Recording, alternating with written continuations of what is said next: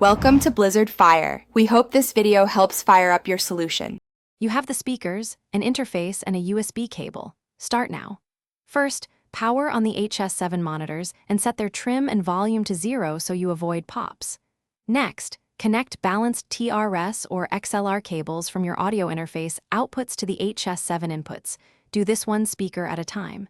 Then plug the interface into the computer via USB and accept driver prompts. Once done, open your OS audio settings and pick the interface as the main output device. Now make the software talk to the hardware. In your operating system, set the audio interface as the default playback and recording device so all sound routes through it. Then open your DAW or playback app and select the same interface in Audio Preferences. Adjust buffer to 128 or 256 samples to balance latency and stability. Route the DAW master to outputs 1 and 2 on the interface, keep pan-centered, and play a reference track to confirm both HS7s are producing balanced sound. Finish by bringing the monitors up slowly and listening critically.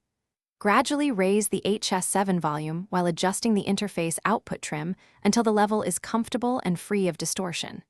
Make sure your DAW master and system volume are not muted and calibrate to a consistent reference level. Use an 85 dB test tone or a reliable commercial track. If you still get no sound, check cables. Confirm the interface is powered and drivers are active, and recheck the DAW output routing. That single wrong output.